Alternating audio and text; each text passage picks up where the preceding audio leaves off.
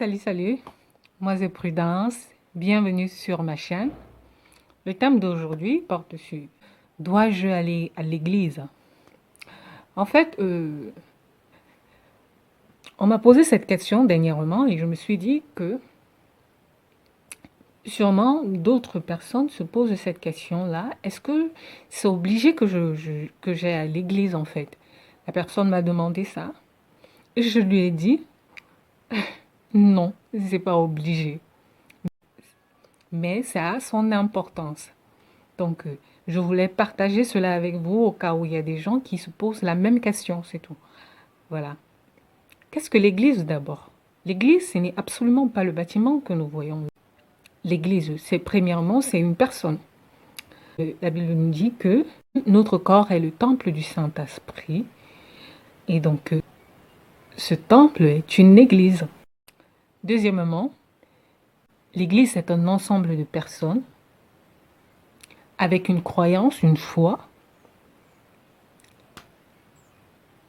en la même divinité.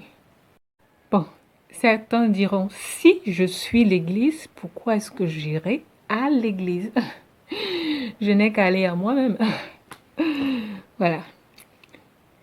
En fait, le but, ce n'est pas d'aller quelque part. Le but, c'est de se rassembler entre vous, croyants, pour partager, tout simplement. Parce que je veux dire, vous ne pouvez pas, quel que soit le domaine de votre vie, vous suffire à vous-même.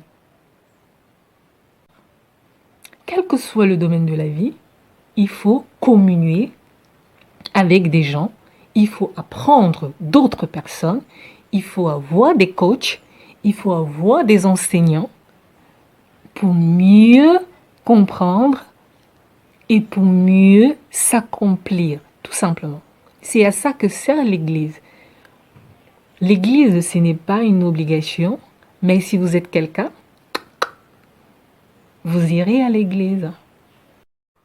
Les êtres humains aiment bien et ressentent beaucoup plus de choses. Il y a un plus grand impact quand nous sommes ensemble et partageons quelque chose.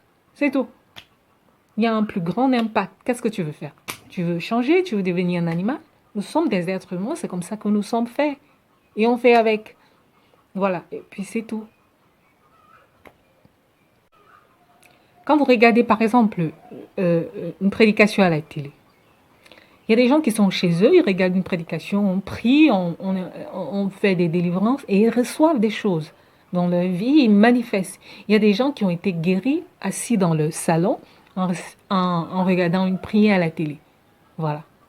Donc, on ne va pas mépriser ce côté de la chose parce que c'est très important aussi. Chaque chose a sa place. Donc, ce que j'essaye de dire, c'est que c'est pas parce que vous pouvez regarder quelque chose à la télé que forcément la place de l'église physique, elle, n'existe plus. Chaque chose a sa place. Vous pouvez regarder les films à la télé, mais parfois vous aimez aller au cinéma. Vous pouvez regarder le théâtre à la télé, mais parfois vous allez au théâtre à l'extérieur. Vous pouvez regarder, il y a tellement de choses. Vous pouvez manger à la maison, mais pourtant vous allez au restaurant. Chaque chose a sa place, chaque chose a son impact, chaque chose, chaque expérience vous apporte quelque chose. En plus de cela, quand je parlais d'avoir des enseignants, d'avoir des coachs, quand vous êtes à l'église, l'enseignant vous connaît personnellement, il connaît vos lacunes et il vous tient personnellement selon vos lacunes, selon vos problèmes. Quand vous êtes à la télé, qui vous connaît? Qui vous connaît? Comment il sait qui tu es? Comment il peut te faire grandir spirituellement s'il ne te connaît pas? Il ne connaît pas tes problèmes, il ne connaît pas tes lacunes. Comment il peut t'impacter quelque chose de nécessaire dans ta vie si vous n'avez pas de relation? Il y a autant de choses. Donc, voilà pourquoi vous devez aller à l'église. Si vous êtes quelqu'un de très occupé, vous n'êtes pas obligé d'aller à l'église à tous les cultes, mais il faut avoir un contact. Ce contact-là vous permettra de rester dans une communion. Une chanteuse ici a chanté que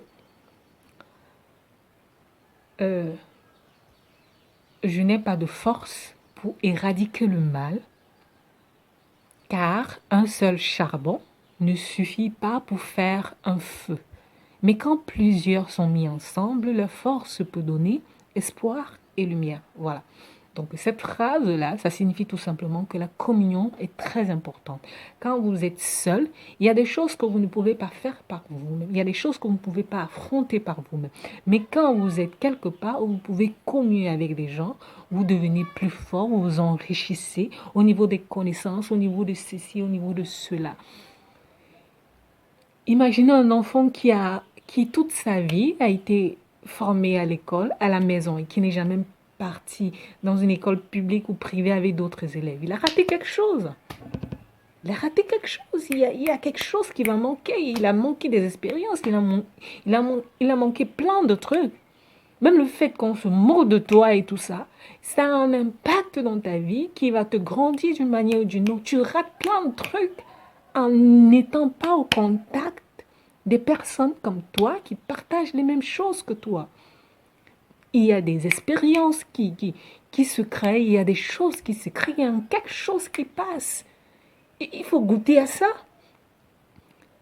Vous n'êtes pas obligé de devenir tout fou. Vous pouvez faire des choses dans la bonne mesure. Vous pouvez commencer une fois par semaine, une fois par mois, comme vous voulez.